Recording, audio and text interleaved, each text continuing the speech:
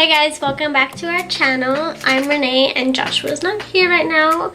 He's back at the base, and if you haven't done so already, please hit the subscribe button down below and support us and our channel. So today's video is going to be a story time about how I went into labor when our baby was only 23 weeks gestational age, and I was barely halfway through my pregnancy. So I'm going to start from the beginning. Okay, so I'm going to interrupt you guys here because I'm sorry, but my right eyelash has been falling off this entire video, so try not to pay attention to that and pay attention to my story. Anyways, enjoy the rest of the video. On January 7th, 2019, I woke up in the morning, maybe around like 9 o'clock, and I felt really bad back pain. But it was the type of back pain where it's like, oh, I probably slept wrong at night, and I'll just like wait a little bit, see if it goes away. And it wasn't going away, and then it was just weird to me because for the previous 3 days before, I had got like a prescription from a doctor for like cream to treat a yeast infection that I thought I had. So the doctor was like, okay, I'll give you a prescription for the yeast infection treatment. Take it for 3 days and it should go away. And this was the 4th day, so I had no more medicine, take anything. I just woke up with back pain. And I was like, this is really weird. Like, something's not right, because every time I took a step, my back would just hurt, like my lower back. And then around like 1:30 that day, I went outside to talk to my uncle, and I had been out there for like 20-30 minutes talking to him, just standing in one spot, and I was totally fine. And I started to walk back inside into my apartment, and I just felt like water running down my leg, and I was like, what the hell is that? So I freaked out and I ran inside to my bathroom, and even more water started leaking out. And at that point, I kind of knew what was going on.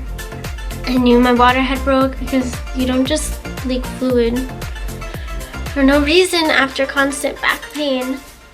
And then I called my aunt, and I told her, like, come over, like, I'm leaking a lot of fluid, like, I need help, basically. I didn't know what to do.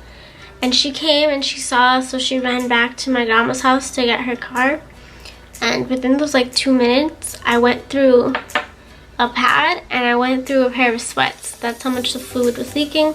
And I didn't want to, like, I don't know, it was probably like pointless, but I went back and I changed my pants again, and I put on another pad, and then I walked to her car and we drove straight to the ER. But she ended up just taking me to labor and delivery. And then we got there and they put me in a bed and they started monitoring my contractions and the baby's heart rate. And I didn't even feel contractions at first. I think there was just so much like adrenaline rushing through me that I didn't even feel the contractions until I was laying in bed, realizing like what the hell was going on. And thankfully the nurse told me the baby's heartbeat was fine. He was fine, he had a strong heartbeat and everything. So that's when I was just like, okay, but like, what's going on? Because I'm still leaking a lot of fluid. Like I felt it on the big pad that they put underneath you on the bed. I felt that, and I started feeling more contractions. And then we had to wait for the doctor to come. And within that time, I was calling the Red Cross, because if you've watched our videos before, my husband Joshua is in the Army, and how it works is because he's still in training, I have to call the Red Cross so they can talk to his commander and he can like hopefully come home. And because the doctor hadn't came to see me yet, the Red Cross was like, oh no, we can't do anything right now. You have to call us back after the doctor speaks to you, so we can speak to the doctor or like the nurse, someone, so they can tell us like what's going on. And then we have to confirm with the hospital so we can tell your husband's command. So I was like, okay, like, well, there goes that. That wasn't helpful, really. So I had to wait for the doctor. And when he came in, he did an ultrasound and he told me I basically had like no more fluid left in my belly, and that's really bad for the baby because obviously the fluid like protects him and the fluid helps him breathe and it matures his lungs. And remember, he was only 23 weeks, so he was really early, really young. So then he had to check how dilated I was, and I don't remember like how much he said, but it was a lot basically.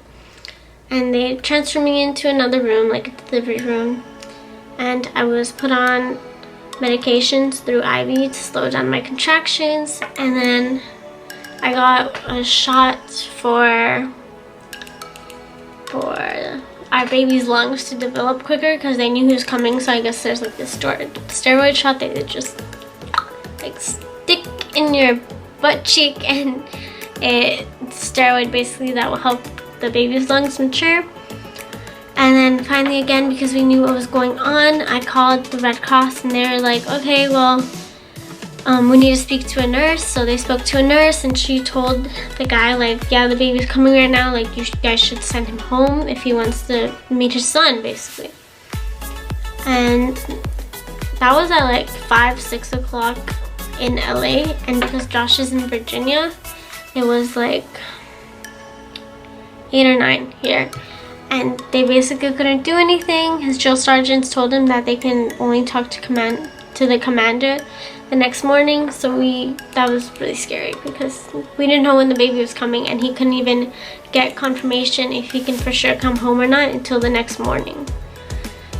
So we both just tried sleeping because like the medication they put me on to slow down my contractions made me really sleepy. Like, as I was talking to Josh on the phone about what's going on, like I knew my voice was just so like out of it. And then even he was like you sounded so like you weren't making any sense.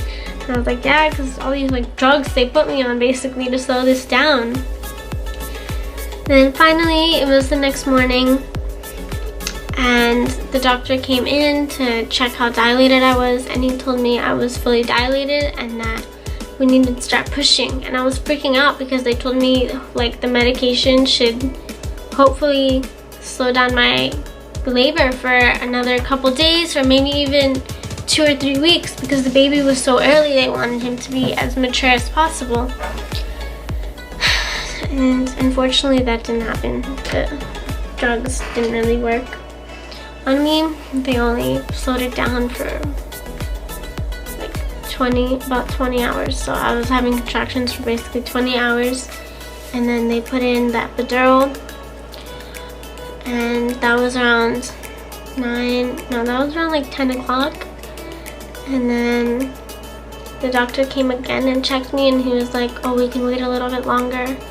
And then, oh, I forgot to mention that like when he came and he told me that I'd start pushing around 9 o'clock before they put in that epidural, Josh was at the airport in Virginia waiting to get on a plane that took off at 11 and would be in LA at around 6 o'clock. So when the doctor came in again and told me that, like, oh, we'll wait a little bit longer, I was just like, okay, well, can we wait till like 6-7 o'clock, because my husband's on a plane, like he's gonna be here soon. And I thought that was fine because I didn't feel like any pressure down there, and they told me as long as I don't feel pressure that it's fine. And I didn't feel any pressure down there. But then around around like 11:30, the nurses came in and they told me that like we had to start pushing, and they did some practice pushes with me.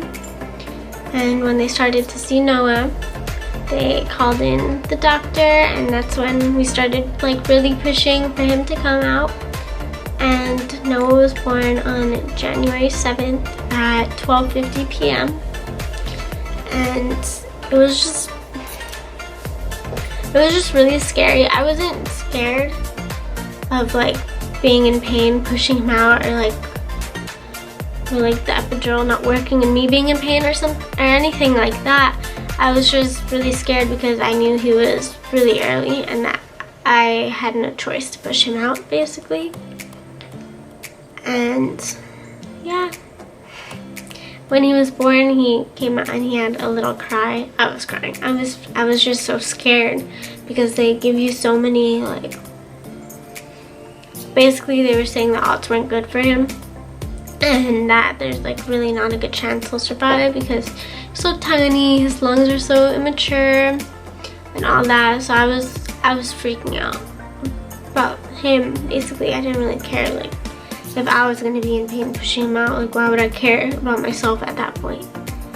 But luckily he was okay. They told me that he had like his heartbeat was still strong, and they intubated him right away, and they were doing a bunch of things next to me while the doctor was still like helping me deliver my placenta. So yeah, that's my labor and delivery story, and it was just really scary.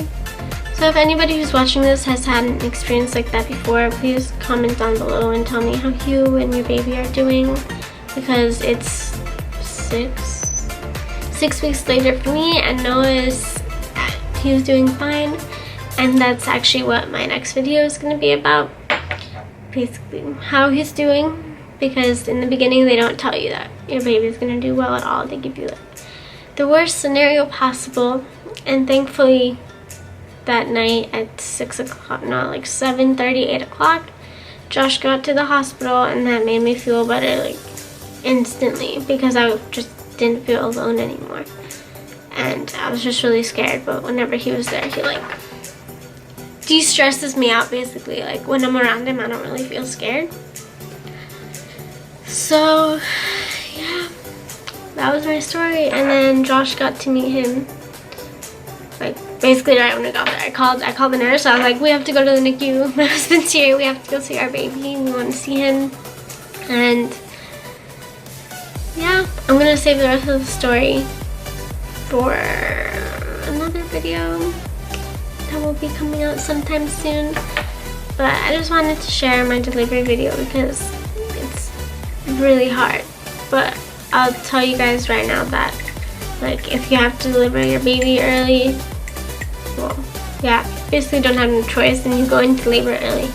Just don't lose hope, because the doctors will always tell you like the worst case scenario, because like what if something bad does happen but they tell you everything's gonna be fine, then that's on them, you know.